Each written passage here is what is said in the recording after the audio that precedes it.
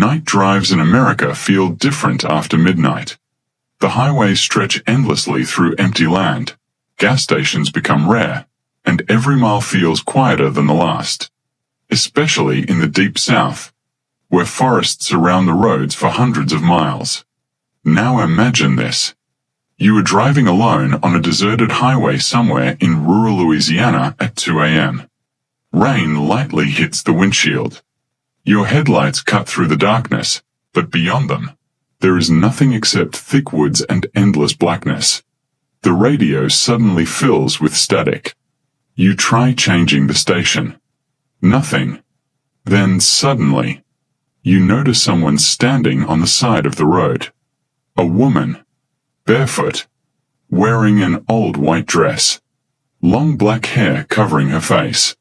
She slowly raises one hand toward your car. You hesitate for a second, then keep driving. But a few miles later, you look in the rearview mirror, and the same woman is sitting silently in the back seat. If you enjoy terrifying late-night horror stories, haunted highways, abandoned places, and true scary encounters, subscribe to the channel and turn on notifications. Because tonight's story is one that people still refuse to talk about in their town. Today's story was shared by one of our subscribers. To protect his identity, we'll call him Ethan. So let's begin. Music. My name is Ethan. I've lived in Chicago most of my life with my wife Claire and our young son Noah. About a year ago, I received a letter informing me that my late grandfather's property in rural Mississippi had been transferred into my name. The property included an old mansion and nearly 20 acres of land deep outside a forgotten town called Black Hollow. The strange part was this. Nobody wanted the land. Real estate agents refused to visit it. One man actually hung up the phone the moment I mentioned the address. At first, I thought it was just some small-town superstition. But then my uncle called me late one night and said something I still remember clearly. Ethan, if you go there, stay away from the well behind the house. I laughed and asked him why. But he stayed silent for a few seconds, then whispered, because something still lives there. And then the call disconnected. A week later, we traveled to Mississippi. The closer we got to Black Hollow, the stranger everything felt. The roads became emptier. The forests became thicker. And the locals looked uncomfortable whenever we mentioned the mansion. An old gas station clerk stared at me for several seconds before quietly saying, "You folks shouldn't stay there after dark." By sunset, we finally reached the property. The mansion stood alone at the end of a muddy road surrounded by dead trees. Its windows were cracked. The paint had peeled away decades ago.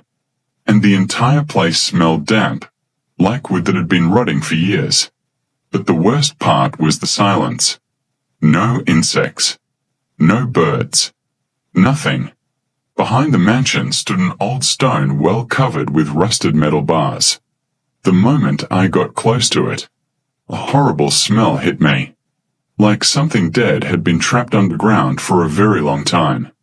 Claire immediately grabbed my arm. "Ethan, let's go back."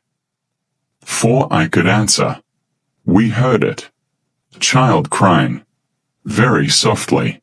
Coming from inside the well. My son instantly started crying too.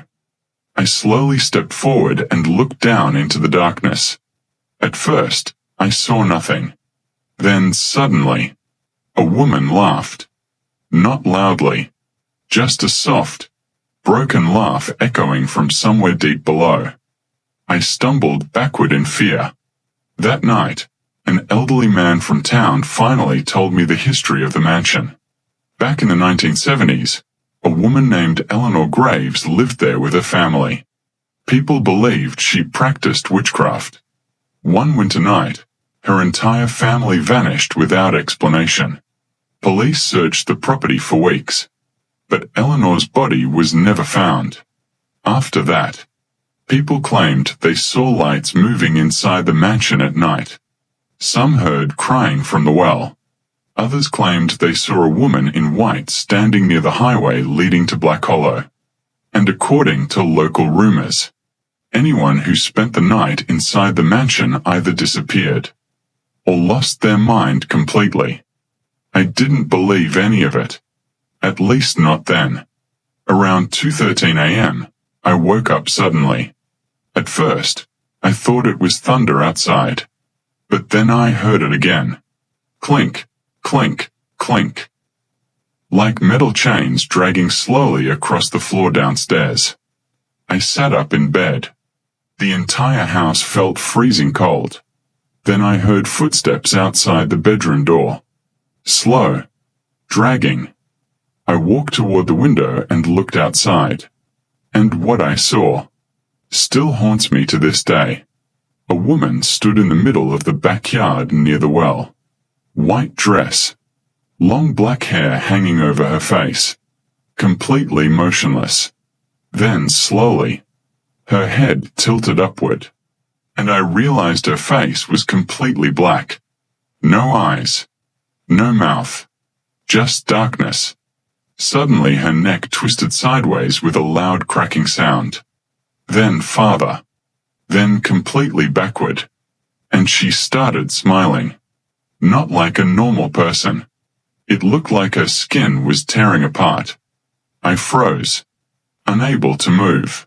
At that exact moment, the bedroom door slowly creaked open behind me. And from the hallway, I heard a woman whisper in a raspy voice, "You should never have opened the well." The lights instantly went out. My son started screaming from the other room. Claire was crying. And somewhere downstairs, something began running through the house. Fast. Violently. Crashing into walls. Laughing.